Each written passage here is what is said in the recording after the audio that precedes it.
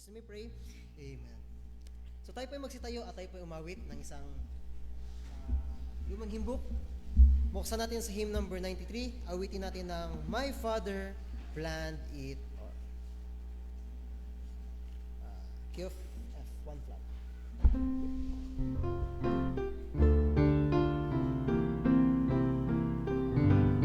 Awitin natin ng first hanggang third stanza now. The first verse. Sing, what though the pathway be lonely, and dark the shadows fall, I know wherever it leadeth, my Father planned it all. Chorus now.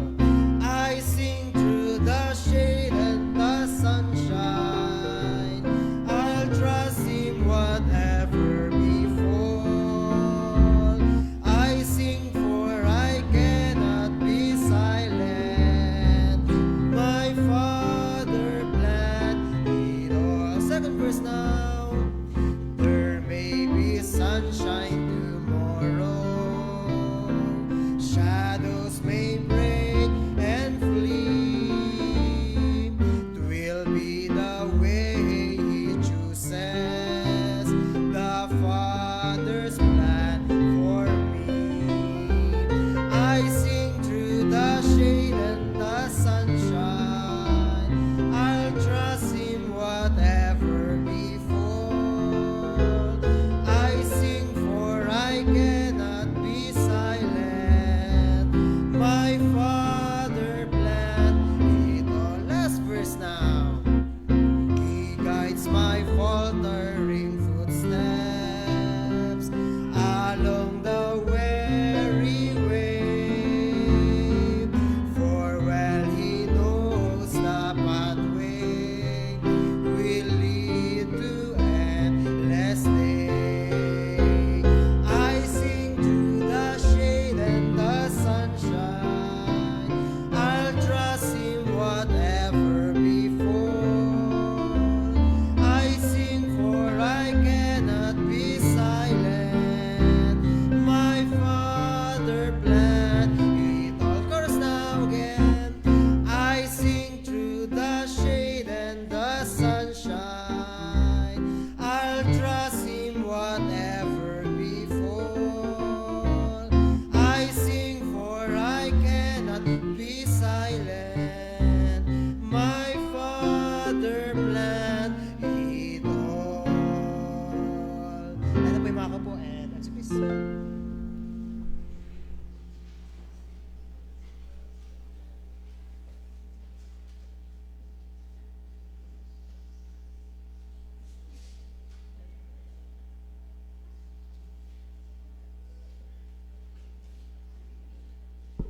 Okay, so tayo po muli ay magsitayo at magkamayan daw tayo.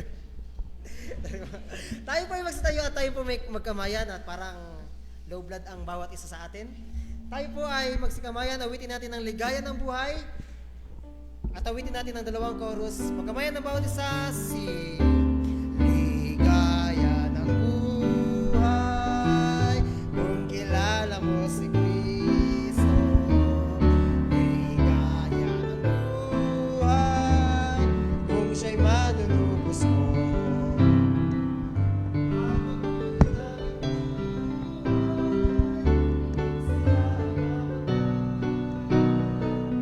Ang maging kay Kristo ay tunay na ligaya ng buhay. Second chorus now.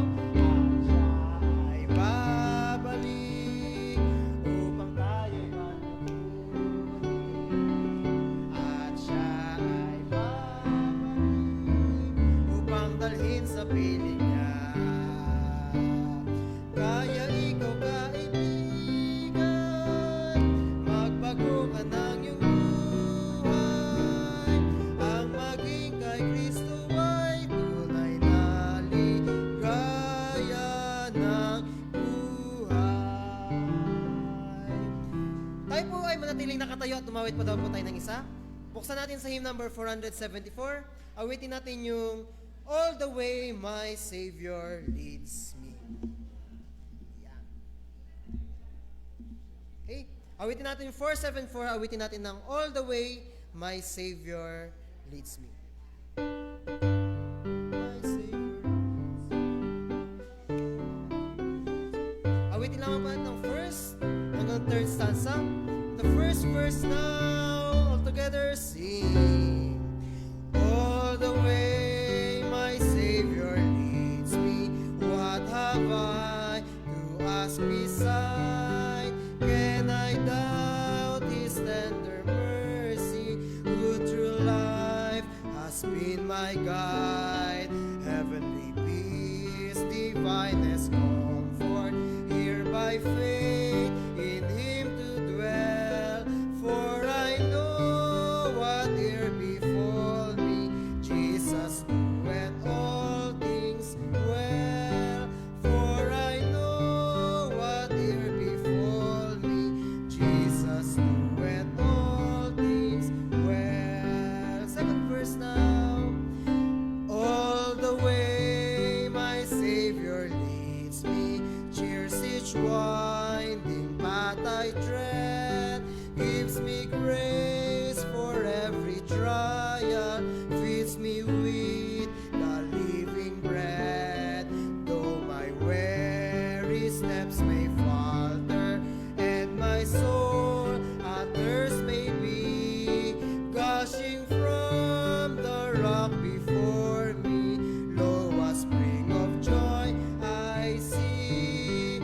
Gushing from the rock before me, lo, a spring of joy I see. Last stanza now. All the way my Savior leads me, oh, the fullness of His love, perfect rest to me is promised in my Father's house above. When my spirit caught immortal wings its flight to realms of day, this my song through endless ages, Jesus led me all the way. This my song through endless ages, Jesus led me all the way. Tayo na po yung mga kaupuan. Please.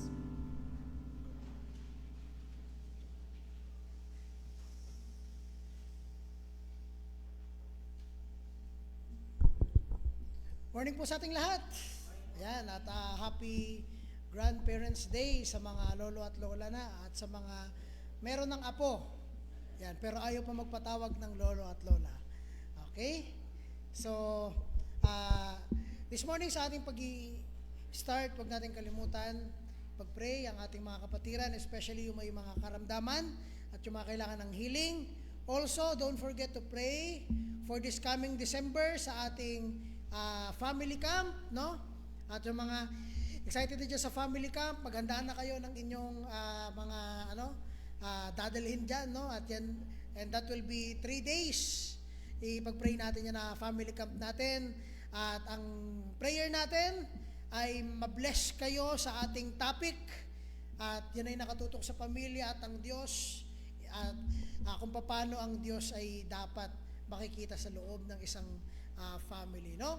So, continue praying for that, okay? So, wala pa po. Ayan. So, next naman po, huwag nyo kalimutan ipag-pray yung paparating na Youth Baptist Fellowship. Please pray for that. That will be on December 8. Ipag-pray natin yung mga funds na gagamitin dyan, especially. Yan ay pupunta sa malayo, no? So, huwag nyo kalimutan po isama sa prayer na yan. Okay? So, higit sa lahat, ang reason kung bakit tayo ngayon nandito sa church, again, ay dapat maibalik natin lagi ito sa Diyos. Okay? Kung kayo ay pumunta sa church at may iba kayong motive, ay sayang ang inyong Sunday, no? Sana naglaba ka na lang sa bahay or tayo ay na lang sa bahay kasi hindi tama yung motive ng pagpunta natin sa church. Bakit tayo na sa church? Kasi pasalamatan natin ng Diyos sa lahat ng binigay niya sa atin for this whole week. Yung buhay, provision, protection na meron ka at ngayon andito ka sa simbahan, patuloy ka nabubuhay, that's all from the grace of God. Kaya magpasalamat tayo sa Kanya. Purihin rin natin, of course, ang pinakamahalaga sa lahat, yung kaligtasan na binigay niya. Kung ikaw yung mananampalataya, wala nang question pa. Kailangan natin pasalamatan, purihin ng Diyos sa kaligtasan na Kanyang binigay mula sa kasalanan. Kaya yun ang ating every goal, every Sunday, makilala natin ng Diyos, mapurihan natin ng Diyos, maibigay natin itong buong araw na ito sa Diyos lang. No? At ngayon sa ating pagpapatuloy, let's have one more song. Then pagkatapos nun ay tatawagin ko ang choir para sa isa pang awitin. No? So, yun ang ating magiging yung song na kakantahin ng choir mamaya, i-take note nyo yun. Kasi mahalaga at kasama ang congregation dito, joint singing ito at samahan nyo kami mamaya. No? Pero as we continue, tawagin ko ulit si Brother Don para magpakanta sa atin ng isa pang awitin bago natin tatawagin ang choir at tayo ay may kakantahin pang isang song para sa glory of God. The most important thing ngayong umaga, mapurihan natin ng Diyos sa lahat ng meron siya gamit itong mga hymns na meron tayo, no? Kung sa pag-aawitan pa lang hindi nyo mapurihan ng Diyos, paano pa kaya mamaya sa message? So let's give it our all. Bigyan natin. Let's call Brother Don.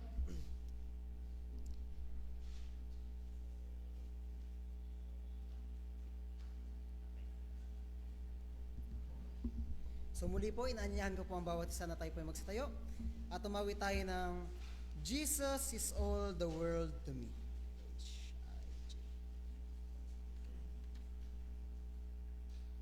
Yan. Hymn number 475.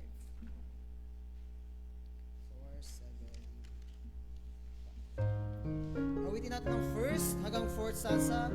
Jesus is all the world to me. My life, my joy, my all.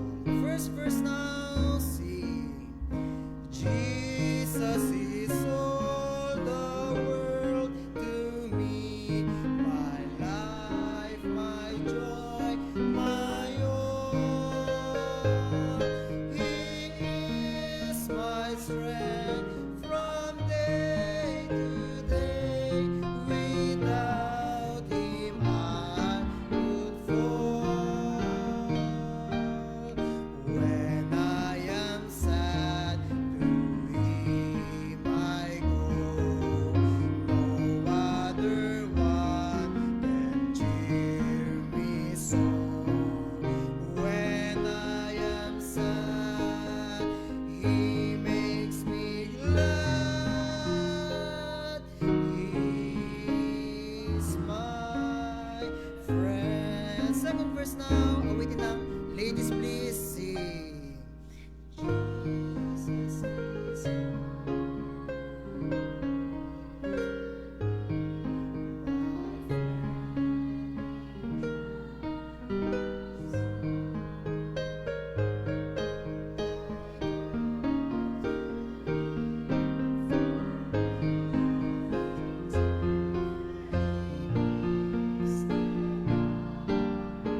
Amen.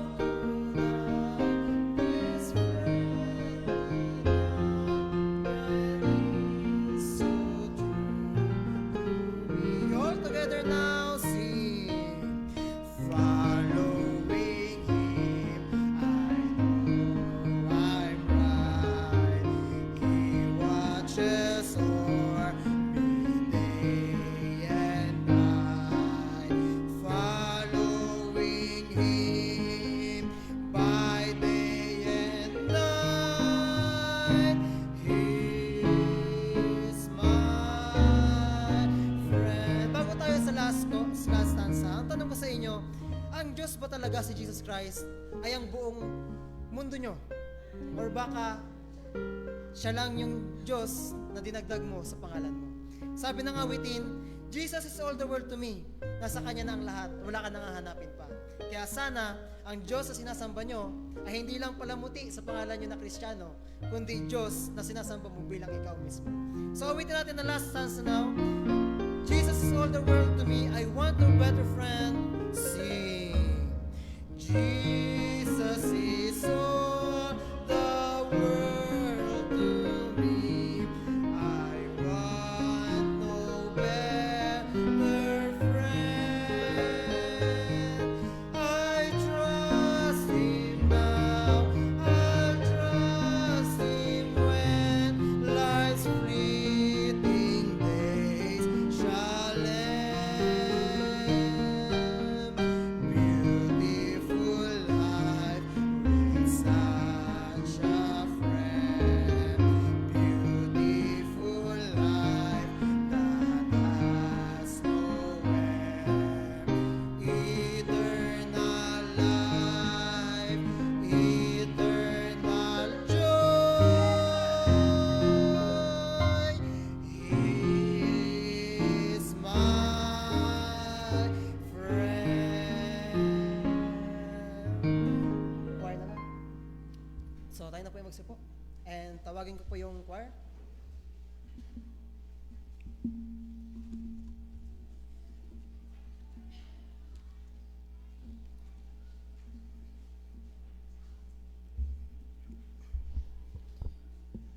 Let me call the choir at meron pa tayo isang aawitin na isang song na piniprayer namin this morning para sama-sama natin kantahin. Ang title ng awitin na ito ay The King of Love, My Shepherd Is. No? At ito ay isang awitin na isinulat noong 1821 to 1877. Ito ay sa buhay ni Henry W. Baker. Siya ang nagsulat nito at nabuhay siya from 1821 to 1877 na isulat ito doon sa timeline na yon. At isa ito sa pinaka magandang hymn na nagpapakita sa atin na yung Diyos natin ay hindi lang basta hindi lang siya basta tagapagligtas natin. Siya isang hari. Hari ng makapangyarihan. Pero itong hari ng makapangyarihan ito ay pinakita ng Biblia bilang isang mapagmahal na hari. No? So, gusto ko pasamahan niyo ako sa pagkanta nito at samahan niyo kami at sabay-sabay natin awitin itong The King of Love, My Shepherd Is. Okay?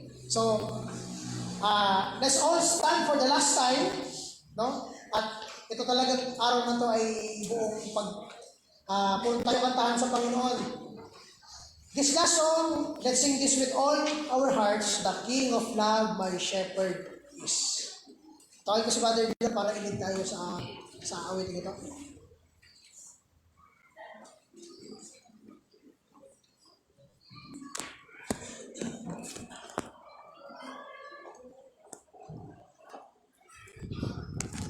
Ayan. So actually, konting trivia lang po sa awitin dito. Ang awitin na The King of Love, My Shepherd Is ay nag-originate sa Psalms chapter 23, verses 1 to 6. Kaya kung mapapansin niyo mamaya, every verse bago tayo mawit, basahin natin yung verse sa Psalms chapter 23 para mas maintindihan natin yung kanyang awitin. Mag-start tayo sa verse 1. Sabi dito, The Lord is my shepherd, I shall not want. Makilabas po yung verse.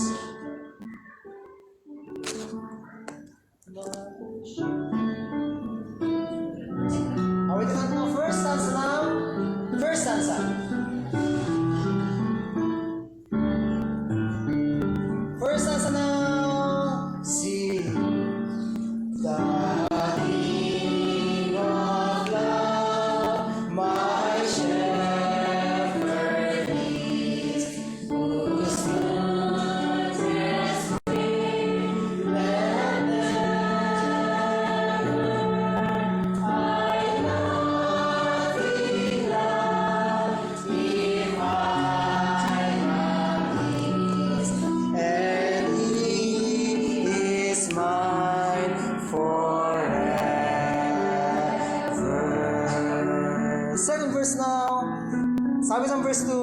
Pinapahinga niya ako sa luntian ng pastulan. Inakay niya ako sa tabi ng mga tubig na pahingahan. The question para dito, pinapabayaan ba tayo ng Diyos? Pinapabayaan ba tayo ng Diyos?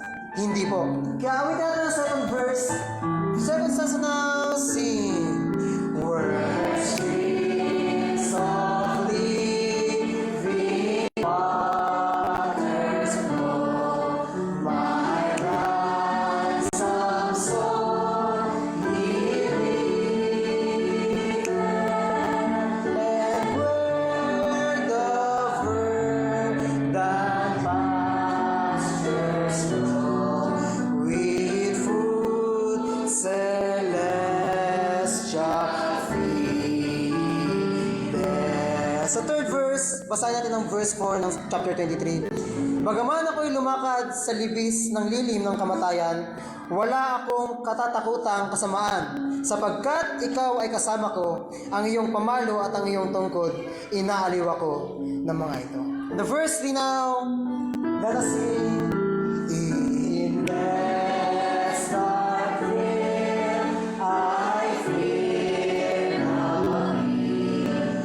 With thee, dear Lord, beside me, thy rod and staff, thy comfort before to God. Sa last verse, basahin natin ang last verse mismo ng chapter 23. Sabi diyan, tiyak na ang kabutihan at kaawaan ay susunod sa akin. Sa lahat ng mga araw ay aking buhay. At ako'y maninirahan sa bahay ng Panginoon magpakailanman. Ang tanong sa atin ngayon, naniniwala ba kayong matapat ang Diyos? Matapat ba ang Diyos? Siya ay matapat at siya ay faith. Ang kanyang katapatan ay nag-e-extend hindi lang dito sa lupa, kundi hanggang sa kabilang buhay. Kaya ulitin natin ang pinaka-last stanza now. Last verse. Sing. And so on thy name of grace, thy goodness great, and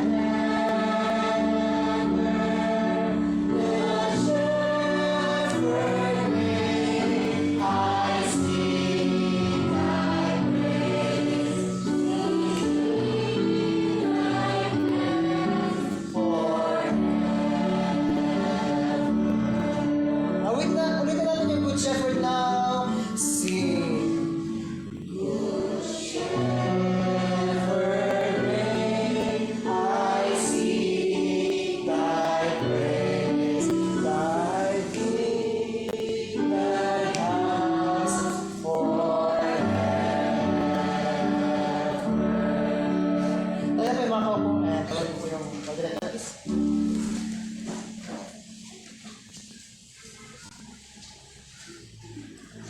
Amen! Mag-bless pa kayo sa awiting yun. The King of Love by Shepherdess. Mga lumang classic hymns na nagbibigay ng God-glorifying focus sa ating congregation every Sunday. Let's pray for more hymns like that. So, this morning, awitin ng choir ay isang hymn na paborito natin at kinakanta natin. Crown him with many crowns. Sabi sa 1 Timothy 6:13, I give thee charge in the sight of God who quickeneth all things, and before Christ Jesus, who before Pontius Pilate, witness a good confession, that thou keep this commandment with a spot unrebukable until the appearing of our Lord Jesus Christ, which in his times he shall shew, who is the blessed and only potentate. Look at this. The King of Kings and the Lord of Lords. Imagine that. Pagkakilala natin sa kanya, Savior lang. Pero hari pala siya. Hindi lang ng mga mananampalataya. Hari siya ng lahat ng hari. Lahat ng ibang authority at kaharian ay nasa ilalim niya. And at the same time, lahat ng mga tinatawag nilang Diyos o Lord ay nasa paanan lamang ni Kristo. King of Kings, Lord of Lords. 16. who only had immortality, dwelling in the light which no man can approach unto, whom no man hath seen, nor can see, to whom be honor and power everlasting. Amen. Ito ang ating Diyos. Ito ang isang importanteng discourse. Pakinggan natin ang crown him with many crowns.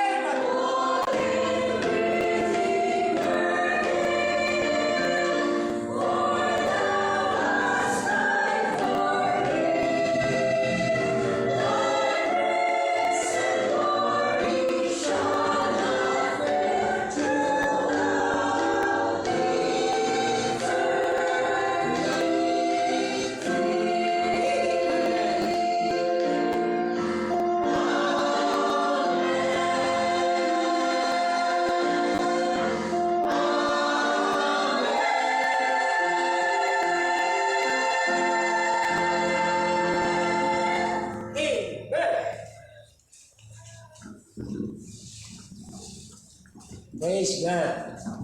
Yan po ang awiting makalangit. At parang sapat na, parang hindi na ako mag-preach. Nandun na lahat ng mensahe ng Panginoon ngayong umaga. Amen. At maraming salamat po sa bawat nakarating. Pag-pray natin ang may I request Manny Company dito kayo sa harapan. Kasi siksikan kayo dyan. Walang maglaman dito sa harapan. Sisiksikan kayo dyan. Hindi naman malamig. Salamat po sa mga nag-pray. Nandito po yung mag-pray natin ng mga bagong family na ating inalagaan sa panalangin. Ang Milyari family, nandiyan ako. Sterling, nakita ko. May, ano po. At sila brother Arias, nandiyan na din. Pangmaling sa mga may karamdaman po ito. Pag-pray natin po sila. Sister Paking nandyan. At purihin ng Diyos. At sagot po sa panalangin ko na lagi pong lagyan ng kalakasan dahil siya po ang tinitingnan ng kanyang mga anak pagdating sa pananampalataya sa katapatan. Okay? At pag-pray niyo po si Pastor Ronnie Gabarda sapagkat siya po ay na-hospital at doon sa mga nagmamahal sa mga lingkod ng Diyos ay alam niyo po ang inyong trabaho, pag-pray at kung may kunti kayo, lagay niyo sa sobre para marating sa tao. Po? Ngayong umaga, at hindi ko ako po gano'n kukunin ng oras sapagkat may oras po ang mga lolo at lola ngayong umaga. Tayo basahin natin ang Genesis chapter 12. May counting pati ng 13. Yung ilangit ng choir, hanggang mamayang hapon po yun. Kasi pagkahapon po, Psalms 23 tayo. Kung gusto nyo makita kung gaano natin kakilala ang Diyos, balik kayo sa hapon. Nandun po ang Psalms 23. Inaisa-isa po natin, verse by verse yan. Kaya matagal pa po ang Psalms 23 sa panghapon natin. Okay, so ngayon umaga tutuloy natin na si Abraham tinawag ng Diyos, pinapunta ng Kanaan. Ang Kanaan po ay lugar ng pagpapala, pag-aaruga, pagbibigay ng protection ng Diyos.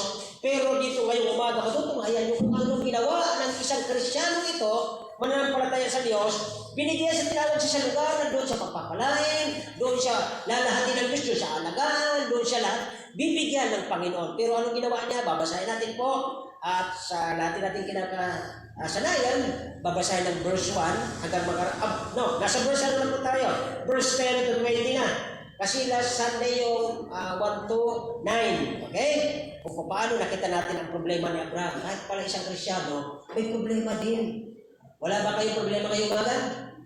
Okay, basahin na po natin. Verse 1, verse 10. Verse 10 po, tapos verse 11 po kayo.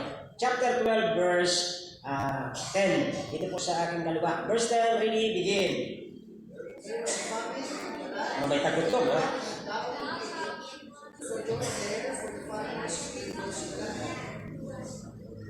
Verse 11 po kayo. And it came to pass. Verse 11 po kayo. Ayan. Sige, sabay-sabay. Ready, go. Nasa screen po, mayroon. Here entered the Egypt, and he said unto Sarah's wife, Behold, I know that thou art fair to look upon. Verse 12, therefore shall it come to pass, the Egyptian shall see.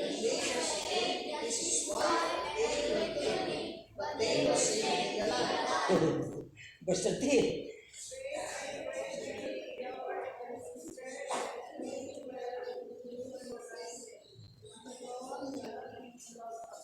Verse 14, it came to pass.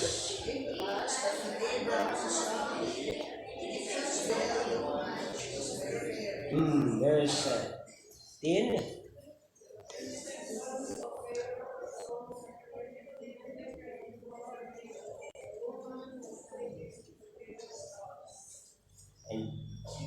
And he entreated Abraham, well, for her sake, sheep, oxen, and lizards. Inistima ng maigi, di ba? Inistima kasi may purpose yan doon sa babae. Okay. Next, verse 17, kayo po. Sinumpa. Okay. Kung kunti nagbabasa dito, lakasan nyo. Pagkagaling ko yung magbasa, di ba? Next, verse 18.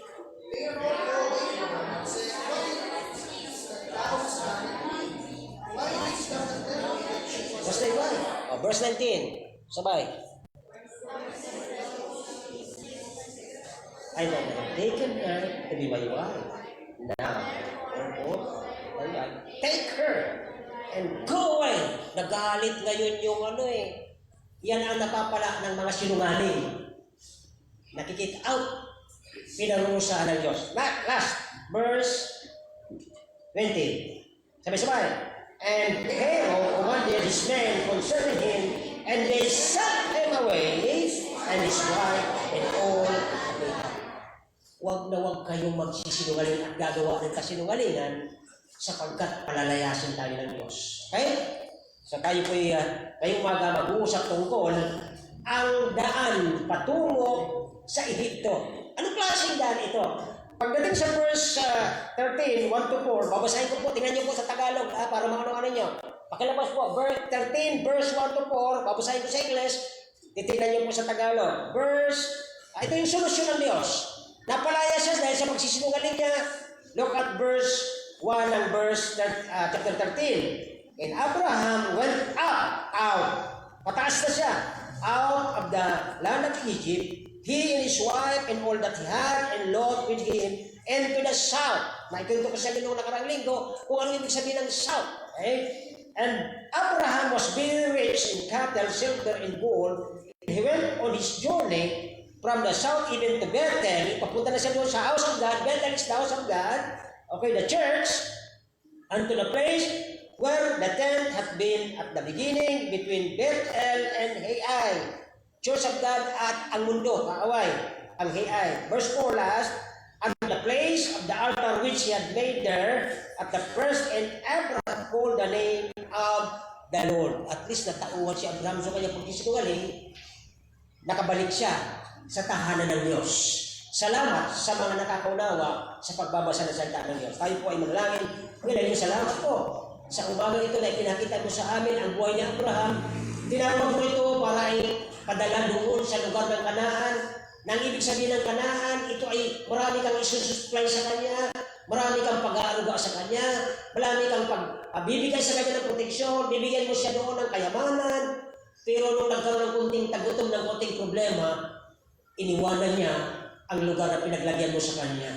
Panginoon, sumagal ito, paunawa niyo po sa bawat isa sa amin, mula sa akin, hanggang sa kalitmitang umaga sa simbahan ito, na minsan ang lugar may problema, pero hindi yung paraan para talikuran ka namin at pumunta kami sa lugar na hindi mo ginusto para sa amin. May lugar ka kung bakit pinalagay mo kami sa lugar na ito dahil dito mo kami pagpapalain, dito mo kami bibigyan ng protection, pag-iingat, pagmamahal at lahat, pero minsan di namin ito naiintindihan. Ipanawa niyo po ba ng Espiritu sa amin sa mga ito sa pangalan ng Jesus. Amen. Thank you very much.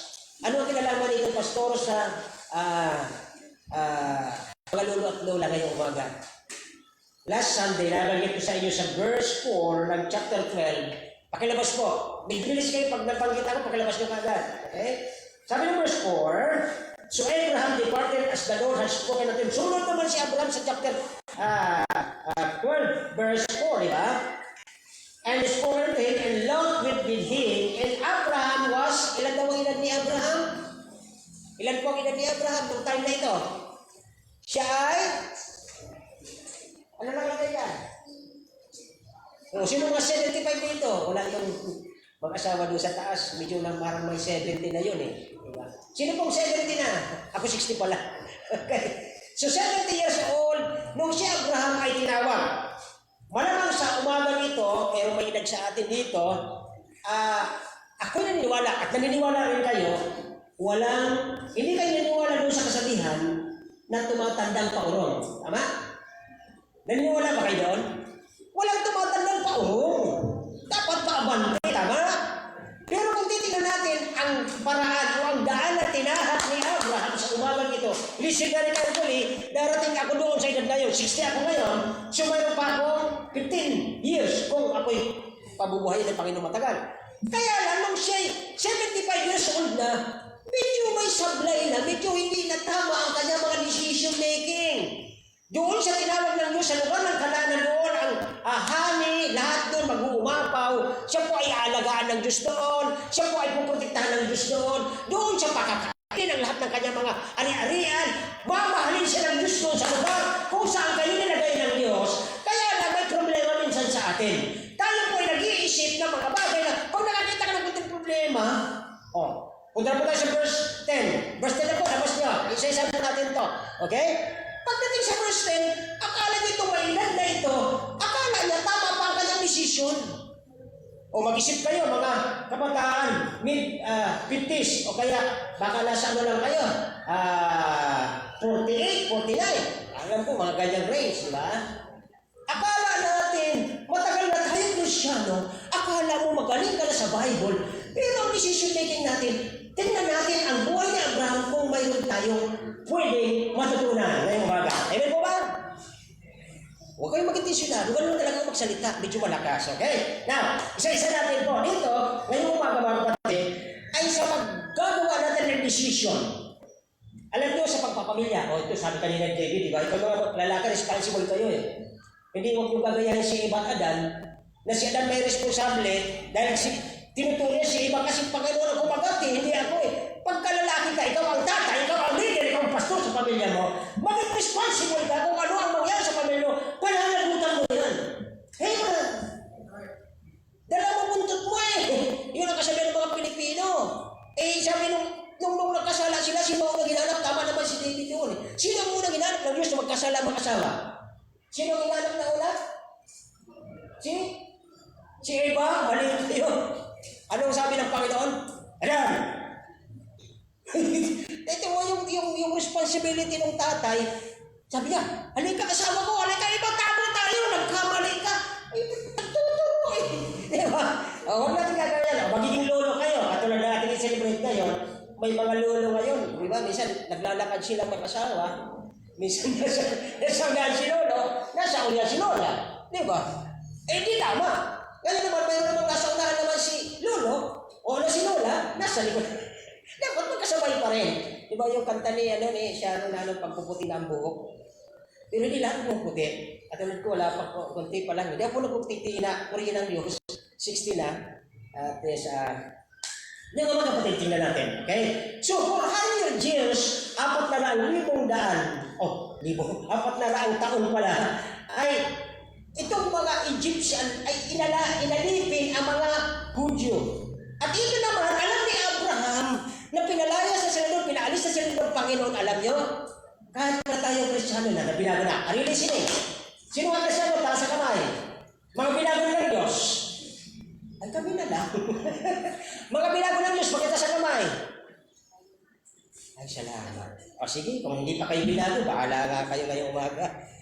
Ang binago ng Diyos, magmula doon sa Ehipto, inalis ng Diyos, alis na kayo sa pagkakalipan ng mundo, labas na kayo. Alam nyo, ang mga Egyptian, magagalino sa pagluluto. Ito mga Israelita, mahilig sa masasarap na pagkain. Kaya sabi nila, kahit inalis na kami ng Panginoon doon sa pagkakalipin, gusto namin balikan yung mga luto doon. O, nakukuha na natin. Nung binago tayo ng Panginoon, wala na tayong mga sugal, mga bisyo, mga pag-iinom na yan. Pero alam niyo ginagawa natin? Nagkahanap yung lalamunan natin eh. Di ba? So ito po yung isang mga maling decision ng mga inalis na ng Diyos. Mga Egyptian ang nag-alipin, pero itong mga Hudyong naging alipin, parang gusto pang balikan. The same with the Christian today. Binago na ng Diyos, parang pare, liga, siya lang. O sige, pinagbibigyan. Kaya walang paninindigan, so pinagtatawanan siya ng kalaban. Now, pasok na tayo din po sa, at least 3 things na tira natin sa binasa natin from verse 10 to 20, tapos kukuha tayo ng solution ng Diyos. This is a problema from verse 10 to 20.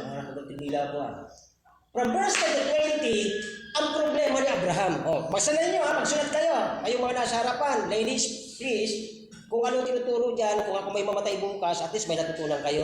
Okay? From verse 1 to 4 ng chapter 13, nandun ang solusyon ng Diyos. Dapat another sermon ito, kaya lang wala na akong oras. Now, tingnan niyo po una, from verse 10, okay, ang daan patungo sa Ehipto, ang sabi ng verse 10, mapasin niyo, palabas na po ang verse 10. The word, ano yung word na yun, malapasin natin doon? Okay? Napasin niyo ba? Ang daan ay, anong klaseng daan po ito? Okay? Ano yan? Ang daan pala ay Pagka dito ba? Pababa. Therefore, doon Sabi ng Panginoon, Abraham, dito ka ha, dito kita papakainin, dito kita puprotektahan, dito ko pagagandahin mga anak mo at mga anak mo binata, at yung mga tauhan mo, magiging mababalik dito, lahat ng mga property mo, pagagandahin ko rito. Pero alam niyo, nung nagkaroon ng kunting problema, kunting tagutom, ano ginawa ni Abraham? Look at verse, okay? And there was a grabe. Sa simpleng tagutom lang, iiwanan mo ang Diyos, pupunta ka sa US, pupunta ka sa ibang bansa, nang dahil lang sa pera? Kristyano ka ba talaga? Amen po ba? Look at the life of Abraham. Nang dahil sa kunting problema, sabi ng anak niya siguro, pa, wala na yung ano natin, mga sheep, yung mga baka natin, wala na, ubus na, nakain na natin lahat. Mag-abroad ka na ba? First point sa buhay ni Abraham, kahit matagal na siya, tinawag siya sa lugar na yon, pero ang isip niya, katulad ng mga Israel, gustong balikan pa rin ang pinagmula nilang mundo ng kasaganaan. Nakuha ko ba natin? Minsan ang problema ng mga Pilipino, ganun din eh. Sa Pilipinas, wala namang hirap dito, hirap ang sweldo, abroad ako. Alam niyo, pag abroad niya, yung asawa niya, iniwan dito mag-isa. Ano nangyari pagbalik niya? O, kayo nagsabi. Anong ginagawa pag iniwanan ng asawa niya mag-isa sa Pilipinas? Siya doon nagkakaroon, siya doon problema! Now, mga kapatid, ang maganda dito, sabi ni Abraham, dala niya lahat. Ito naman ang kagandahan dito kay Abraham. Mag-backslide man siya, o maging faithful man siya, kasama niya pa rin ang kanyang buong. O, nagkakita na mga kapatid, I'm explaining what Abraham did in the sight of God na siya nagpoprotekta sa kanya. Dito siya tinawag eh. Ito ang ibig sabihin po ng Kanaan is flowing of milk and honey. Ibig sabihin, lahat ng provision, lahat ng kailangan niya nandoon sa Kanaan. But what he did? Sabi niya, mula rito, mahirap sa Pilipinas, Panginoon, napod ako. Look at number, verse, nagsimula tayo ng 10, 11 to 14. Tingnan niyo po ang mga verses na yan. Ang daan na ito, okay, nung iniwanan niya ang Kanaan na pinaglagyan sa kanang Panginoon dahil nagkaroon ng tagutom, ito yung place, lugar ng victory. Na kahit maliit ang negosyo mo rito, may victory ka. Bakit po? Nandun ng Diyos eh. Ang Diyos nagtawag sa inyo, kasama ka niya doon tama. Pero iniwanan mo siya eh. Dahil ang gusto mo pera doon sa ibang bansa. Look at this. Oh, please, huwag kayong ma-open sa akin, mga nag-abroad ha. Hindi ito para sa inyo. I'm just telling the life of Abraham ha. At blessing na kayo po'y nakakalabas sapagkat yun po ay kalooban ng Diyos. Now, dito po sabi ni Abraham, nandun yung place of victory. Nandun yung place of blessing. Tingnan niyo po ang lugar na ito, ano po? He leads him down. Yung kanyang pamilya at kanyang mga tauhan ay pumababa, imbis na pataas. Pag pababa po ang daan mo, ibig sabihin pa-backslide ka. Okay? Now, look at this. And siya po ay napunta doon sa land of promise, nilid siya ng Panginoon doon. Ito yung best for Abraham. The land of promise is Canaan. Nandun ang flowing with milk and honey. Ang dami niya po ritong error, di ba? Nung advance ko lang kayo ng konti, di ba? Nung nagbalik siya doon, nag-backslide siya, bumalik siya sa Egypt, may nakuha siyang katulong na babae at naging problema hanggang ngayon, which is the Ishmaelite. Alam niyo bang kwentong ito? Hindi na kasama sa sermon ngayon, kaya lang advance ko lang kayo. Isa sa problema kung bakit pag nagpupunta sa ibang lugar, ang mga leader ng Diyos, like Abraham, pagpunta niya doon, may nakuha siyang nag-apply sa kanyang katulong. Ang pangalan niya, ang pangalan doon? Si Hagar. Alam naman sa school teacher, ingat kayo mga kalalakihan. Nakikinig ba kayo mga binataan? Akala nyo yung talino nyo, madadala nyo sa ibang bansa dahil matalino ka? Ha? Kung saan ka tinawag ng Diyos, mag-ingat ka. Doon ka babantayan ng Diyos, doon ka puproteksyonan, doon ka pagpapalain. Pero iwanan mo ang Diyos sa lugar na pinagdahan sa'yo, may problema ka like Abraham na. Look at this. He led them down from the land of promise. Bumaba siya mula sa pangako ng Diyos, pababa sa Ehipto, pababa sa mundo. Egypt is the type of the world. Bumalik siya sa mundo eh. Ibig sabihin ng backslide si Abraham, kasama ka niyang family. And Lot, kaya nadagdagan ang pag-i-backslider Lot. Pangalawa, okay? It led down, ang daan ito papunta ng Egypt, okay? Nagdaan sa kanya, nagdala sa kanya to the land of preparation. Bakit siya mag-prepare? Okay? Sapagkat po, ang problema ito sa Kanaan, nagkaroon ng tagutom, hindi po yan punishment. Hindi sila pinurusahan lang, biruin mo, Diyos ka, tinawag mo si Pastor John pumunta ng Kamalig, tapos nilagyan mo ng pag-irap yung bulkan. Hindi gawain ng Diyos yun. Gawain nyo lang. Ano yung, may gusto bakit nag-iirap ang bulkan? Anong ibig sabihin nun? Kalikasan. Likas talaga na ang lugar ay nagtatagutom. Tama po ba ako? Good morning po. Happy birthday sa mga nag-birthday dyan. Okay? Bakit po? Tingnan niyo po. Kontras ito.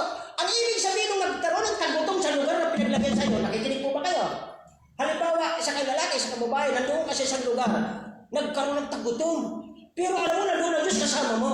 Sabi mo, Lord, ano ito? Pagsubok mo ba ito o parusa? O ganun kagad ang tanong natin. Pero ito po, hindi ito parusa ng Diyos. Nakikinig po ba kayo? Ito po ay testing ng Diyos sa pananampalataya ni Abraham because Abraham is afraid of God. Amen? Ay, salamat. Ngayon na lang ito narinig. Purihin ang Diyos. Alam niya na kaibigan niya ang Diyos. Sabi niya, hindi niya dapat ako dito pababayaan. Pero nung nagkatagutom, alam niyo yung utak ni Abraham biglang uy, naku, tagutom dito sa Kamalig. You know what kung anong ibig sabihin ng Kamalig? Sino makakalam ng ibig sabihin ng Kamalig?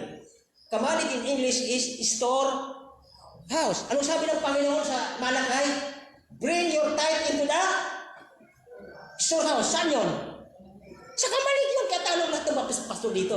Natutunan ko yung pastor Daria. Okay. Yun ang turo niya sa lahat ng pastor eh. O, dali nyo doon sa Kamalig. Doon sa amin ang tithe in-offering. Yan po ay joke ni Pastor Daria. Pero, yan po kasi biblical. Now, dito po ay mapasin natin mga kapatid. Dinala siya doon, ang tagutom na yun ay hindi po yung parusa, kundi sinusubukan tayo. Tinitest si Abraham kung siya may talagang naniniwala sa kanyang kaibigan na Diyos at kanyang Panginoon kung talagang mababayaan siya doon sa lugar na kung saan siya ngayon nakatira. Sino po katulad ko dayo sa Kamalig? Hindi ako dito sinilang. Ay, salamat. Ilan tayo. Thank you very much. May ka-classmate ako. Galing ng Iloilo. Ako na may galing ng so, alapit ko. Layo nila. Now, pangatlo. Take note mga kapatid. Okay? Alam niyo ba pag may problema, si Abraham ganito ang ugali. Baka may matutunan kayo. Pag may problema, si Abraham, kahit alam niya kasama niya ang Diyos, kahit alam niya dito sa nilagay ng Diyos, dahil alam niya dito sa poprotektahan, dito sa pagpapalaya ng Diyos, alam niyo pag may problema, ano ginawa ni Abraham? Sabi niya, ano sabi mo siya? Sabi niya kay Sarah, may tagutom dito, asawa ko. Ha? Halika na, mag-prepare ka na, takbo na tayo. Alis tayo rito, mamamatay tayo sa gutom. Ganun ba kayo mag-isip? Samantalang alam niyo, kayo ay pinagpapala, kayo ay alaga ng Panginoon, kayo may Panginoon sa lugar na ito. Kailangan ko binabagit, salamat sa Diyos. Patawarin niyo ako, Panginoon, kung ako'y nag-isip na masama. Nung tumungtong ako diyan 2008, nag-resign na ako sa office, wala na ako sweldo. Sabi ko, Lord, mabubuhay ba kami rito? Yun ang pagkakamali ko. Amen! Tingnan niyo hanggang ngayon, di kami pinabayaan ng Diyos. At nandyan na kayo para tumulong sa gawain ng Diyos. Amen! So dito ay ang pangatlo. Maliban na siya po ay ang pag-alis doon sa pangako at promise ng kasaganaan ng Diyos sa lugar ng Kanaan, ay dinala siya pababa doon po sa lugar na kung saan tinalikuran niya ang best para kay Abraham. Ang tanong ko sa inyo, minsan nakita niyo naman ang pagpapala ng Diyos, nandoon ka sa lugar na yun, tapos sabi ko, parang may potential dito. May nagsabi ka dito, mga kapatid, ayaw ko lang kasi para matutunan ninyo. Sabi niya, kung saan ka tinanim ng Diyos, alam natin ang Diyos kung pagmahal, patutubuhin ka niya. Tama yun, ito yung nangyari kay Abraham eh. Nilagay siya ng Diyos, alam ng Diyos, patutubuhin siya. Marami siyang bunga, pero alam niyo, kunting tagutom, tinakasan niya. Kaya dito pumapansin natin, sa pangatlo, it led down ang daang papunta ng Ehipto, ay nagdala kay Abraham from the land of provision na yung pangako ng Diyos na i-bless ni Abraham doon, ano po, ay dapat may kapahingahan siya. Dapat wala siya nag-aalala. Di ba ba? Pag nandoon ka, nakatira ka doon na, alam ko dito, Panginoon, wala, ito yung kagubatan. Pero alam ko, Panginoon, dilala mo ako dito kasi alam ko, pagpapalain mo ako eh. Alam mo, nag-ikot ka. Pag ikot mo, nakakita ka ng napakaraming bunga ng rambutan. Ay, may kakakainin ka. Ang problema sa mga Krisyano ngayon, nakaupo, Lord, itong gubat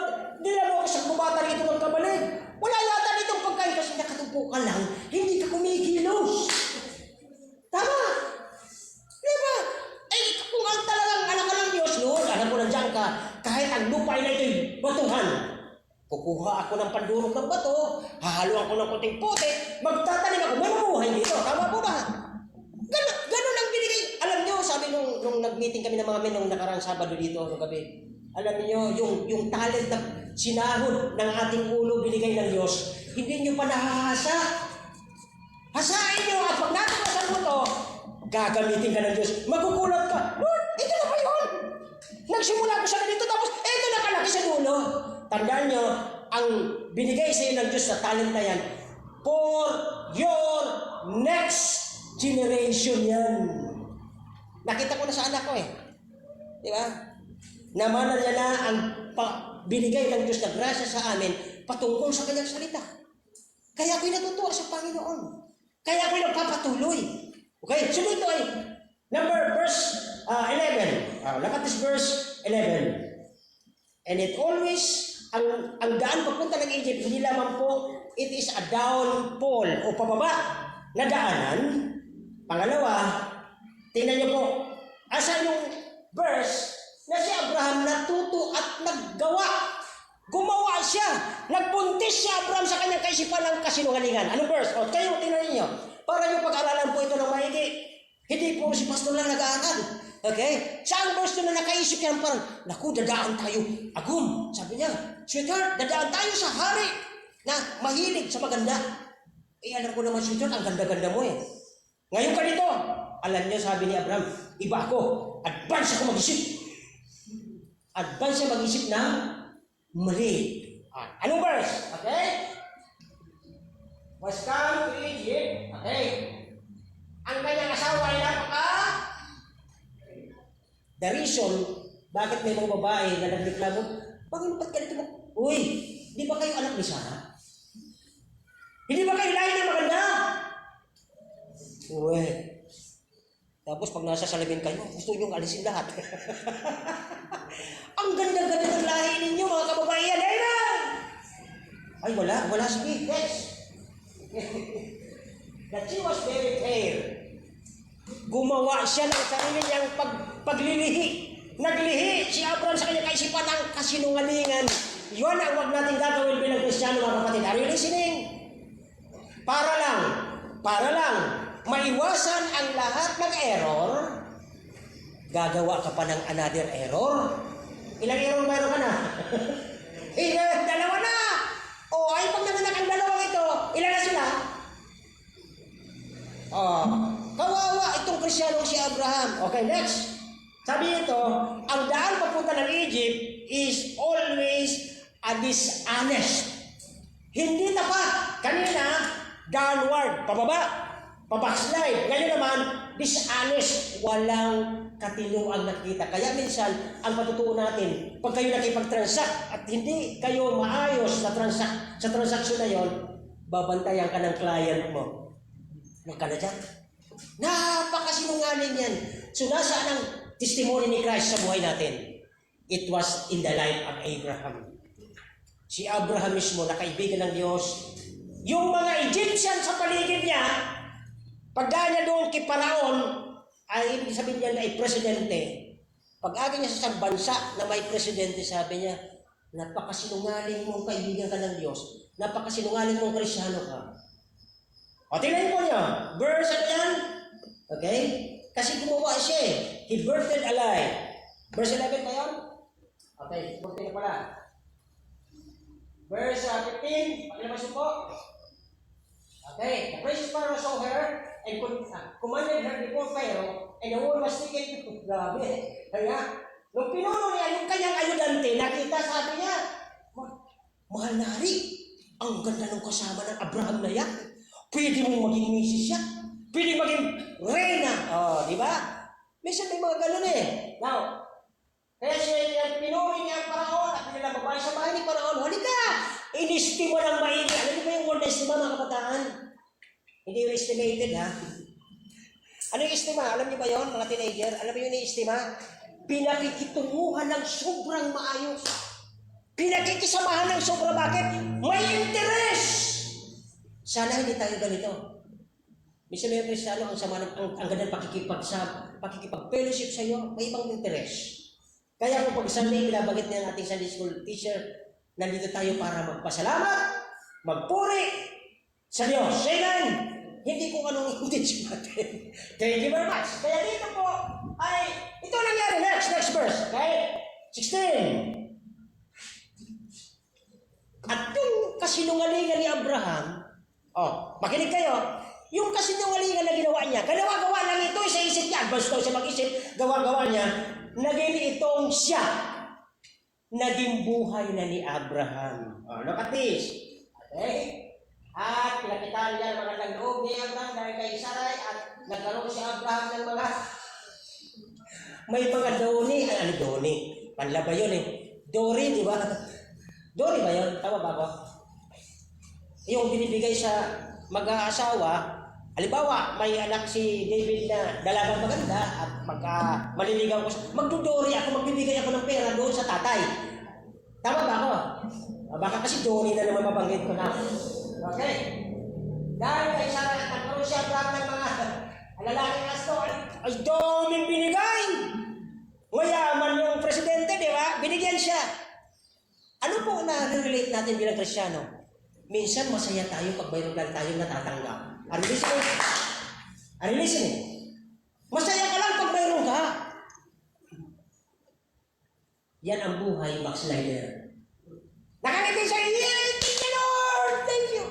Pero pag may problema, ayoko na sa'yo. Takbo siya papunta ng Egypt, papunta nung hindi dapat. Dapat tignan natin magpatid. Ang isang tao na nilagay ng Diyos sa kanyang lugar. Alam niya na ang Diyos naglagay sa kanya doon, ang Diyos ay hindi siya pababayaan. Yun po ang sinabi mismo ng verse. Hindi po yung galing sa akin. Kaya dito po ay mapansin natin ay sa pangalawa po, sa point na pangalawa, kanina sa first point natin, ang lugar ng putang Egypt ay downward path at dishonest path. Pangalawa. Okay? Para hindi ako busang oras. Okay? Kasi bago tayo mapunta sa pangalawa, yung kasinungaling ginawa niya, naniwala na ngayon si Abraham na yung sinungaling na ginawa niya ay totoo. Pero grabe naman ito si Abraham. Akala ko pa naman ito ating paano sa pananampalataya. Tingnan niyo po, yung kanyang kasinungaling ginawa, he came to believe the lie na kanyang pinabricate sa kanyang ginawa. Ano po? Ang katotohanan nito mga kapatid, sabi ng verse 12, balik mo lang sa verse 12 tabi, okay? Verse 12, balik mo lang yan. At kapag nakita ka ng mga iso ay kanilang sasabihin, ito ay kanyang asawa at ako'y kanilang. Nakuha mo na pong ibig sabihin ni Abraham dito? Masyado siyang nauna nila. Thank you Lord.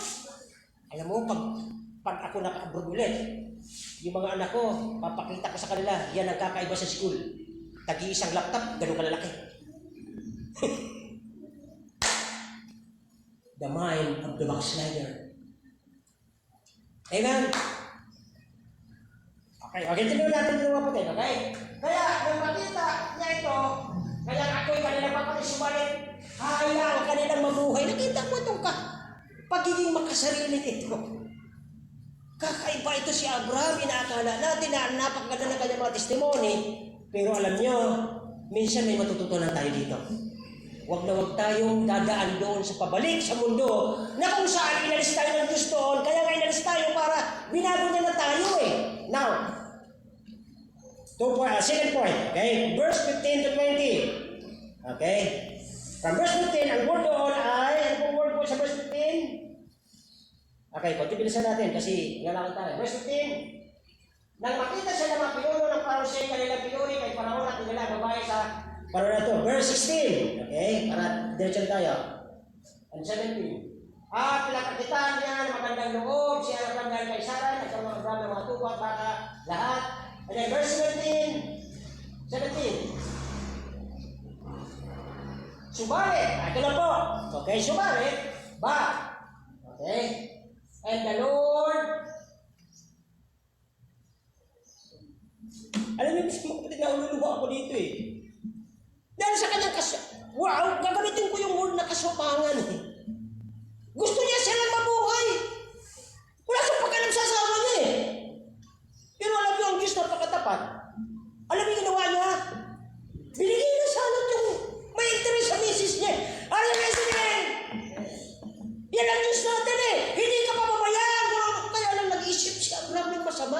sa kanyang Panginoon. Napakasama ng ginawa niya. Hindi ko maisip na ganito mga kapatid. Kaya nung inireview ko po ito talaga, naluluha din ako. At hanggang ngayon naluluha ako. Bakit? Naging magkasarili itong asawa ito. Inaasahan ko na siya responsible sa kanyang asawa at mga anak. Aba, makasarili lang siya. Kung kayo magiging lolo at magiging lola, pag-aralan niyo ulit ito. Tingnan niyo, oh. Pinahirapan ang Panginoon Parang. Anong kinalaman ni Parang sa pagsinungaling ni Abraham? Oh, naiintindihan niyo ba, ladies? Anong kinalaman? Bakit pinarusahan ng Diyos yung Paraon dahil nagsinungaling si Abraham? Ano ang kinalaman noon? Oh, alam niyo ba kung bakit? Nakita niyo ang connection? Walang sino ang pwedeng mag-api sa mga anak ng Diyos. Maliban, pipirmisuhan ng Panginoon. Amen! Meron mo nagsinungaling yung anak niya. Parang lumalabas, Panginoon, kiwakampi ka ba sa masama? Ang punto nito ay hindi yung kuwakampi sa masama. Kaya nga po si Abraham dito po ay pagdating sa 13, nagbago.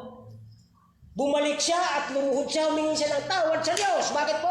Gumawa siya ng kasinungalingan dito eh. At nakita natin na ang buhay niya ay naging makasarili pag ang taong Kristyano at naniniwala sa Diyos, naging makasarili na lang, ang tawag po sa Kristyano niyan ay backslider. Naunawa niyo ba ang backslider? Slide, pabalik. Backslider. Okay. So dito po ay, sabi doon, pinahirapan ng Panginoon ng Paraon ng kanyang sambayan at malubhang salot dahil kay Sarah. Nagsinungaling na, kinampihan pa no. Ang punto ng Diyos, ang sabi niya, I will never leave thee. Diba? Sabi ng Romans, if God be for us, sino ang laban sa atin? Ngayon, nag-isip siya ng mali, naparusahan din po si Abraham. Next na tayo. Iwanan natin ito. Pangalawa, hindi lamang po ang lugar nito, verse 15 to 17, it is way always disastrous. Napaka-delikado. O, kita na niyo, may napahamak dahil doon sa pagsisinungaling. Nakukuha na po ba natin? Teenager, nakukuha niyo ba? Never kayo lang ito yung mga dalaga. Dalaga na kayo. Hindi ko na tatawagin mga teenager. Dalaga na kayo. High school na kayo. Huwag na huwag kayong magsisinungaling sa iyong mga magulang. At lalo na sa Panginoon. Bakit? Parusahan kayo ng Diyos. Look at this. Bibigyan kayo ng salot. Hindi ko sinasabi para takutin kayo. Ang punto natin ngayong mga kapatid, kapag ikaw ay nasa pamilya ng Panginoon, nilagay ka sa pamilyang mananampalataya, ibig sabihin noon, aalagaan ka, bibigyan ka ng protection, bibigyan ka kung kayo kayo ay pagpaplanuhan ng Diyos na ang magiging mga partner ninyo sa buhay ay mga matitino. Kaya huwag kayong basta-basta makikipagkaibigan sa mga hindi Kristyano. Naintindihan po ba? Ay mga bata ngayon, kung nakakita ng pugi, matangkad, mistisyo, ay pambira. May kotse, Ferrari. Grabe. Pwede niya pa? Ay kung papamubak slider, o sige nga anak, Ferrari. Ay grabe. Wala nang pag-iba kay Abraham. Now mga kapatid, next na tayo kasi wala lang time. Okay? The disastrous path. Tatlong makikita nyo sa verse 15, 16, 17. Kailangan sa bahay. Kaya number 1, yung potential. Ano na yung potential? Okay? Yung kasalanan ni Abraham, pwede. Yung potential, pwede. Pwedeng maging dahilan para ang iba ay bumagsak. Yung po yung mapansin natin from verse 15, 16, 17, yung pagsisinungaling natin, damay-damay ang pamilya mo, ang pagiging Kristyano mo, at ang sino mang kapwa mong Kristyano. Naunawa na po ngayon yan, ang dami na niya sa media. Okay? Pangalawa, sa verse 15, 16, 17, sulat nyo lang po para aralin sa bahay, yung magiging punishment mo sa iyong pagsisinungaling na manadamay ang iba, okay? Nakakahiya. Ito na, nakakahiya na yung pagsisinungaling mo, yung naging kasalanan mo, naging kosa, naging dahilan para ang kapwa mo manampalataya ma-open. At di na siya kailan na magsisimba dahil sa ginawa mo. Tama po ba? Naunawa po ba natin ang ginawa ni Abraham? Never niyong gagawin ito. na mag-isip kayo ng makasarili kayo at kung dahilan ito, ang iba ay madadamay dahil sa pagkakamali mo. And yung pangatlo dito sa verse 16, 15, 16, 17, hindi lamang yung potential o yung pwedeng mangyari at ang punishment dahil sa ginawa mo, madadamay ang iba. Ang pangatlo, ano ang pakinabang nito? Ano ang prophet nito? Ano ba yung pakinabang? Sabi ng Biblia, and Abraham left with more than. Nung pumasok siya sa Egypt, ang dami niyang dala. O tama naman yun, dinagdagan siya ng hari, di ba? Pero alam niyo, di niyo ba napansin nung binigyan ng salot ng Diyos? O nakuha na ba natin? Nung binigyan ng salot ng Diyos, yung hari na nadamay sa pagsisinungaling ng alam ni Abraham, yung kanyang mga dalang bakahan, nahawaan ng put and pagdating doon, wala din naman yung kanyang kinita. Are you with me? Hello? Yung akala niya kumita siya ng napakarami dahil sa kanyang pagsisinungaling, paglabas niya may hawak pala habang sinabing pabalik.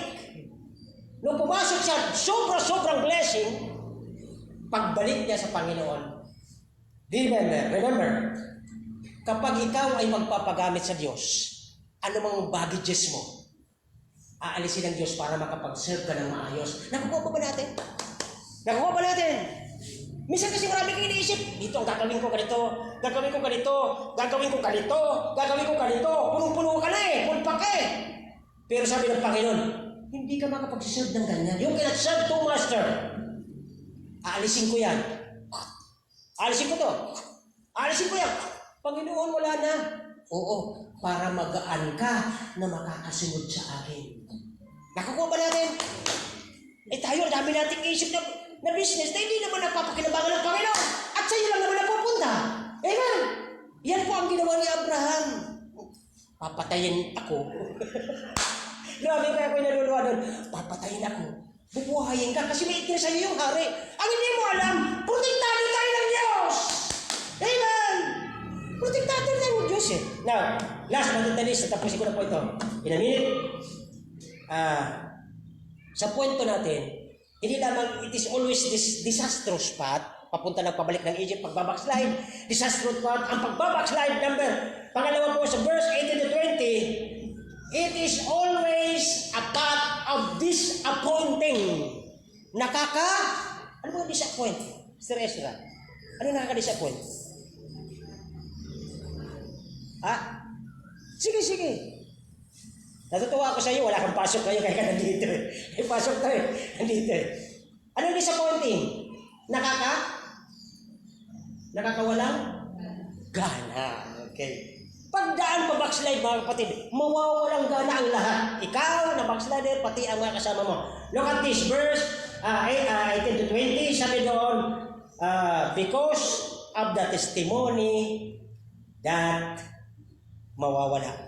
Napurpit yung testimony ni Abraham eh, na siya'y kaibigan ng Diyos, siya'y pinagpapala ng Diyos sa lugar ng tinawagan niya, pero nung nagkunting problema, tinakasan niya ang Panginoon doon sa pinaglagyan at kasama niya doon, iniwanan niya ang Panginoon sa lugar ng Kanaan. At nung nandun siya sa mundo, akala niya dami niyang dala. Pagpasok niya, daming dala, pagbalik niya, wala na.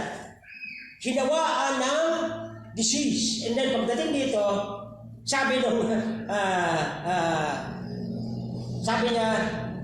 anong verse yung sinabi ng hari na, umalis ka dito, dali mo yung asawa mo. Anong verse? O tingnan niyo po sa inyo, yung Bible please. Anong verse? Okay? Nagalit yung hari.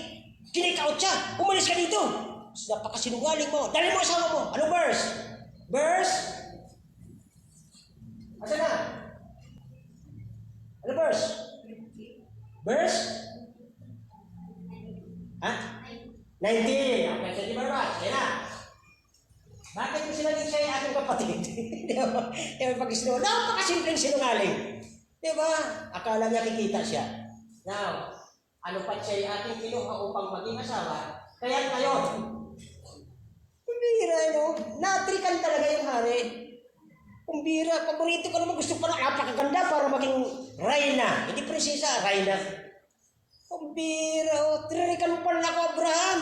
Mga kapatid, ladies and gentlemen, never nauunahan mo sa pag-iisip ang Diyos. Sabi ng Panginoon, your thoughts are not my thoughts. Sabi sabi ng Panginoon. Hindi ang isip natin kagaya ng isip ng Diyos. Ang isip ng Diyos napaka-ganda at napaka-ganda ng plano para sa iyo, kaya ka nilagay sa lugar na ito. Oh, katulad ko, dayo ako rito.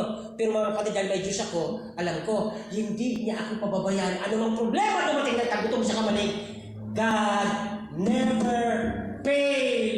Amen! Yan po ang katotohanan nito. Kaya dito po ay na-kick out. Nagalit yung hari, pero may parusa din yung hari sa pag-kick out niya. Bakit? Once na naging konektado ka sa anak ng Diyos, tapos may ginawa kang masama sa Kanya, damay ka sa parusa ng Diyos. Kaya dito po ay it is always a disappointing path. At sabi nga ni Ezra ay walang gana because of the testimony na wala. Number 2, because of the things it forgets. Anong nakalimutan niya? Okay? Nung nandun na po siya, ito na po mga ladies, nung nandun na sa pagbabackslide si Abraham, hindi na siya nagsisimba, hindi na siya nag-pray. Bakit po? Nasa lugar nga siya ulit? Saan siya nagpunta? Ano lugar? Ito Egypt. Sa Egypt, walang Bethel. Walang house of God. Are you listening? Nung pupunta siya sa mundo, walang prayer, walang worship, walang pagsamba. Yun ang number 1. At pangalawang makikita natin, nung si Abraham nag-backslide, umalis sa piling ng Diyos sa Kanaan, doon siya puprotektahan, naglagay siya doon ng temple, di ba? At nagsasamba siya, nagpipray siya, nawala yun pagpasok niya sa isip. Bakit po? Ang mga Egyptian ay mga makamundo at wala sa kanilang prayer, wala sa kanilang worship. Iwanan na natin. Natindihan niyo po ba? Natindihan niyo ba? Ladies, huwag niyong iiwanan ang Panginoon kahit may problema ang iyong pamilya. Sapagkat doon sa labas ng pagsasamba sa altar ng Diyos ay mapapahama kayo. Yan po ang sinabi ng Bible. Hindi ko sinabi yan. Talikuran mo ang Diyos, mapapahama kayo. Iwanan mo ang Diyos doon sa lugar na nagsasamba ka. Sigurado, mapapahama ka. Kaya dito po ay yung testimony na wala, yung mga bagay na kalimutan niya, yung kanyang pag-praise, yung pag-pray, wala na. Nagsisinungaling na siya. And pangatlo, bago tayo mag-conclude, okay? Because of the tragedy, okay? Pinalaki pa. Yung trahedya yung pinalaki pa, okay? Nagbigay ng liwanag ito sa kadiliman na si Abraham, nagdala ng mas maraming kadiliman. Hindi na po siya salt and light. Bakit? Nasira yung testimony niya eh. Now, in conclusion, now, number 3, last, ang conclusion ko dito na ako magtatapos. Okay? Sa verse 1 to 4 ng chapter 13, ito na yung maganda sa buhay ni Abraham. At least, ang Panginoon pa rin gumanda mga kapatid, gumawa ng paraan.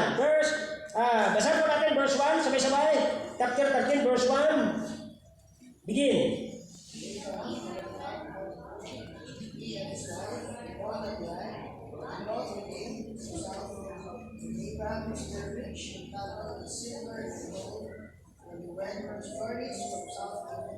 Okay, verse 1 lang muna. Verse 1, tumapa sila ng number 1. Okay, ano po nangyari sa 13 verse 1. Verse 1, balik pa, verse 1. Okay, and Abraham went now. So, mga kapatid, pag may problema tayo, doon tayo, di ba? Yung daan pababa sa Egypt, ngayon pataas na, pabalik na saan? Doon sa unang nagtayo siya ng temple, naglagay siya doon sa Bethel. Bethel is the house of God. Ibig sabihin, nag-worship siya, bumalik na siya. Pataas pong lugar yun kasi nung pumunta sa Egypt, pababa. Di ba? O imagine, pababa, nung umalis siya, tinalikuran niya ang Diyos, pababa. Pagbalik niya, pataas na yun. Ibig sabihin, yung moral niya, yung spiritual niya, pataas na. Nakukuha po ba? Amen. So, dito po makikita natin number 1. From verse 1, Abraham went out of Egypt. Lumabas siya. Pataas na siya, hindi na pumaba. Okay? And Abraham removing or separating doon sa mundo. Iniwanan niya na yung gusto niya sa mundo eh. Napahamak na siya, napahiya na siya. Malaking maganda ang kanyang testimony. He removed the person from Egypt. Yung kanyang puso, inalis niya na doon. Na dati gusto niya doon manira, nagsinungaling siya. Ayoko na, nasira testimony ko na, babalik na ako sa Panginoon. And then, yung kanyang mga possession from Egypt, nabawasan pa. Iniwanan niya na po yung mga galing sa mundo. Ang natira sa kanya, kunti na lang, pero nag-serve siya ulit sa Panginoon. And then the potential from Egypt, yung ano ba yung potential sa Egypt kanina? From Egypt, si Sarah na pwedeng maging reyna. Kapangyarihan sana yun, ang reyna ang misis niya, hindi po yung pwede. Sapagkat never na ang anak ng Diyos, nakikinig po ba kayo?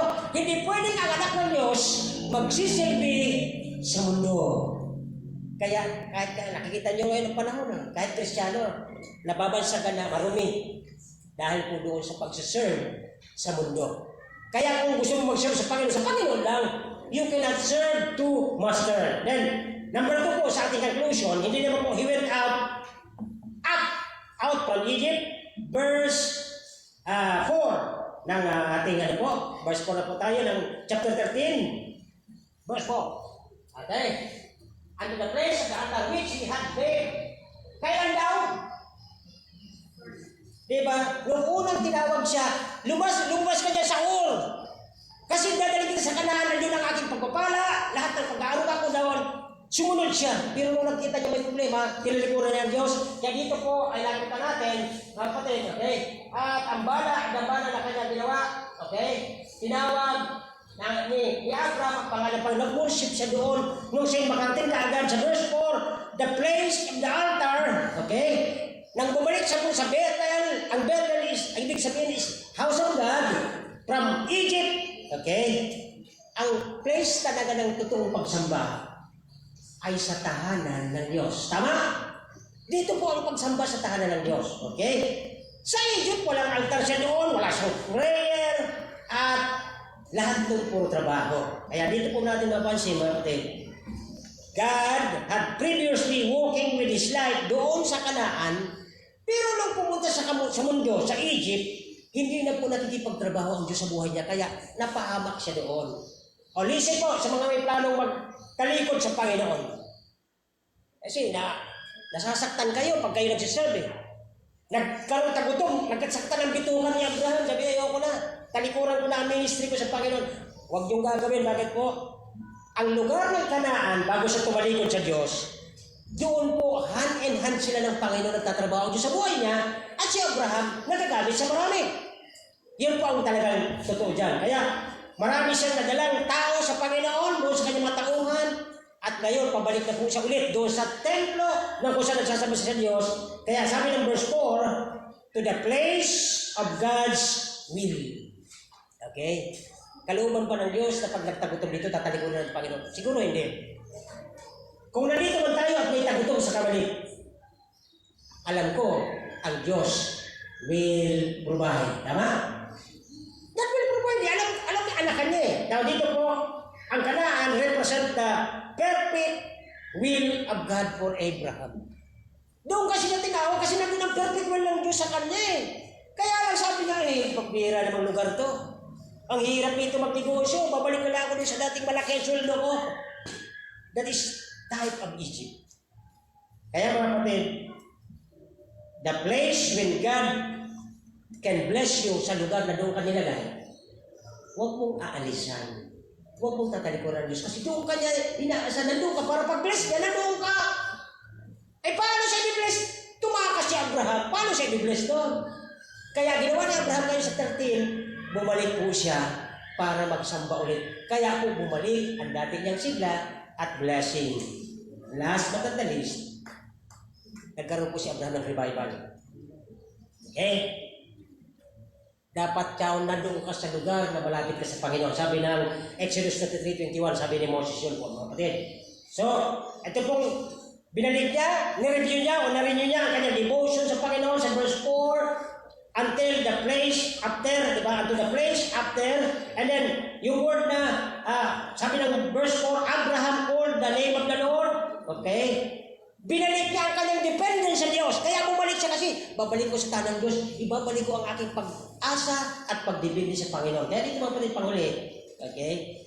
Binago, nirenew ni Abraham ang kanyang dedication, sabi ng verse 14. Tingnan niyo po, verse 4b. And there Abraham called. Binago niya ang kanyang dedication. Lord, babaguhin ko na po ang aking maling pagkaisipan, pag-uugali. May natutunan ba kayo sa umagang ito? Sa buhay ni Abraham? Never tatalikuran. Oo, mahirap ang lugar na kabalik. Totoo yan, naramdaman ko yan. Pero mga kapatid, never kami nagkulang dahil ang Diyos nakita kayo na nandito sa lugar kung saan niya kayo nilagay para kayo ay tumubo at magpalain. Tayo doon tayo na close. I hope and I believe napakalinaw na tumatanda tayo hindi pa urong. Amen ba? Nagkakaedad tayo, hindi tayo katulad ng isip ni Abraham. Na dapat tayo, habang tayo nagkakaedad, as we celebrate the Grandparents' Day, lagi natin babalikan ang birthday. Balik tayo sa tahanan ng Diyos. Kahit nagkamali ka, mahal ka ng Diyos. Tayo mag-pray, Dakilang Diyos, salamat po sa umagang ito. Salamat po sa iyong biyaya ng Espiritu. Salamat po sa iyong pagpipris. Salamat po sa paggamit ng aking bibig. Hindi ko galing sa akin, galing ko sa iyo. At habang po na kayo po, nakapilitan ang inyong mga mata, kung naramdaman po ninyo ang buhay ni Abraham sa inyong sarili, na parang pang gusto yung talikuran ng Diyos dahil sa pangangailangan, dahil sa kakulangan, dahil sa kagutuman, alalahanin niyo po ang Bethel, ang lugar ng South. Ito po ay revival, springtime, tagsibol ng mga bulaklak. Balikan niyo ang Bethel, ang bahay ng Panginoon. Magsamba kayo, mag-pray kayo, and God will bring back the springtime. Habang po tayo na kayo po, guys po, tugtog ni David, Lord, to my heart, bring back the springtime. Pagmuni-munihan po natin ang pati.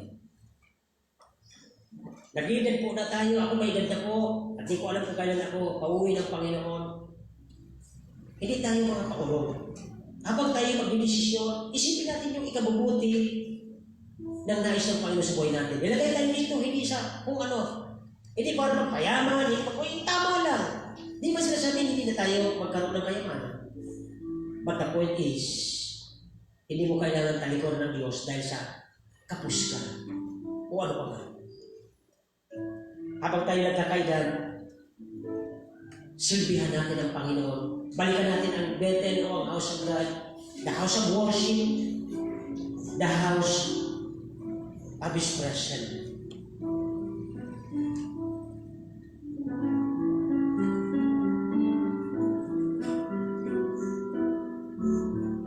Habang po nga, naawit ni David ang Bring Back the Springtime.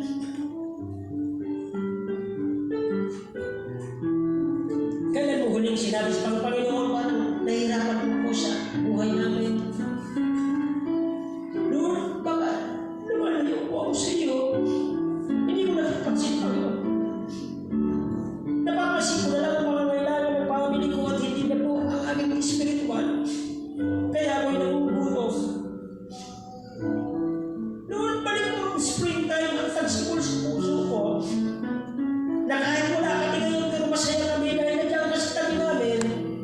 Nandiyan ka sa center ng aming family. Hindi, marami nga kaming pera pero parang kanya-kanya kami. Dahil napupokus ang aking family sa mga kung ano-anong bagay.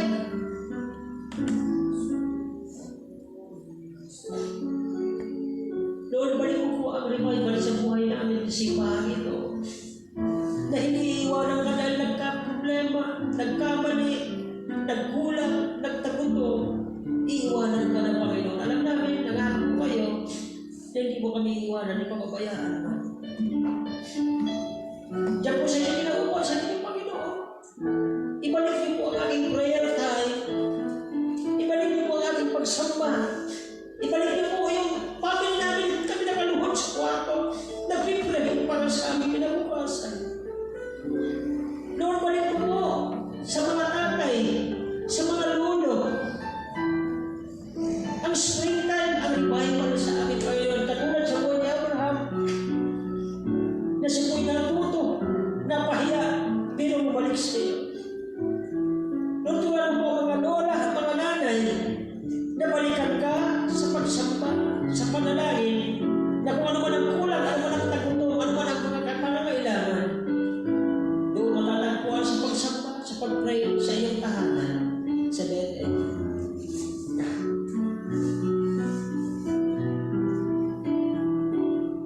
Lord, to my heart, bring back the springtime. Tayo po yung nalangin. Dakilang Diyos, salamat po, Banal na Espiritu, sa conviction na binigay mo sa bawat isa sa akin mismo, Panginoon. Huwag niyo pong hayaan ako tumingin sa mga material na bagay na kulang. Kundi, kasama ka natin, Panginoon, sapat na po. Alam mo, Panginoon, kahit walang mga tatay, ang mga young people namin dito, Panginoon, nakapagtatapos sila ng pag-aaral. Dahil po sa mga ginagamit ng Panginoon. Hindi po yung mag-isip kami para magkaya namin yumaman sa kaisipan namin. Patawarin niyo po kami, Panginoon, saan magbalik ang isipan. Sa iyo pong mga kamay, Banal na Espiritu, tulungan niyo po kami sa aming kahinaan. Na pag-amin sa nakapokus kami sa material at hindi na po sa espiritual na Diyos na kaya kami suplayan ng ating lahat ng pangangailangan. Kahabagan niyo po kami ngayong umaga. Sa pangalan ni Jesus. In Jesus' name. Amen. Amen.